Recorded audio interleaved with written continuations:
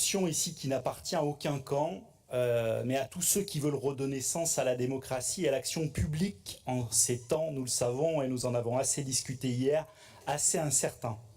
Une motion née de l'appel de La Rochelle qui a rassemblé au-delà des clivages des citoyens, des élus de tous bords, des chercheurs, des paysannes et des paysans autour d'une idée simple. On ne réussira pas la transition agricole sans redonner la parole au peuple.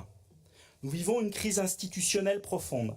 Face à cela, deux leviers démocratiques existent et se complètent. L'élection, qui fonde la légitimité politique, mais qui trouve ses limites à cause du dévoiement de nos institutions, et le tirage au sort, qui redonne sa place à la diversité des voix citoyennes. La Convention citoyenne, c'est précisément ce pont entre les deux légitimités, celle du suffrage et celle du bon sens collectif. La région Nouvelle-Aquitaine a montré la voie en s'engageant vers la sortie des pesticides cancérigènes, mutagènes et reprotoxiques à l'horizon 2030. Néanmoins, ce cap nécessaire ne peut être tenu que si la société tout entière s'en empare. Car la transition agricole, ce n'est pas un décret technique, c'est un choix de société, celui de notre alimentation, de la santé publique, de nos paysages et de la dignité de celles et ceux qui les cultivent. Nous savons les dégâts de l'usage massif des pesticides sur la santé, la biodiversité, l'eau, les sols, l'air. Et nous savons aussi la détresse de nombreux paysannes et paysans exposés, isolés, pris au piège dans un modèle qu'ils n'ont pas choisi.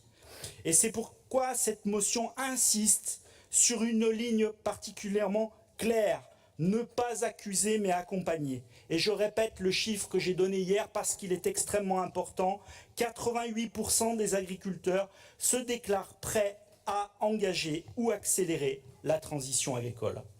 Notre Assemblée régionale Nouvelle-Aquitaine demande donc solennellement au gouvernement et aux parlementaires d'organiser une convention citoyenne nationale sur la transition agricole, inspirée des précédentes conventions sur le climat et la fin de vie. Car il faudra bien que l'État prenne un jour ses responsabilités, les clusters pédiatriques ne démissionnent pas eux.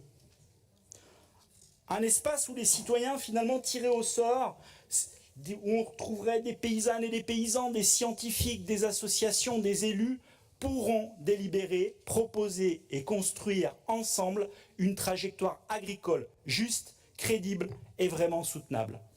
Cette motion n'est pas un texte d'opposition, c'est un appel ici et à l'État à la responsabilité collective. Elle porte la voix d'une région, la nôtre, qui croit en la démocratie vivante, au dialogue plutôt qu'à l'invective, à la transition partagée plutôt qu'imposée. L'appel de La Rochelle nous a montré que les citoyens sont prêts à s'engager. À nous, maintenant, ici, élus de tous bords, de leur permettre de reprendre la parole et la confiance et la porter au niveau du gouvernement et de l'État. Je vous remercie.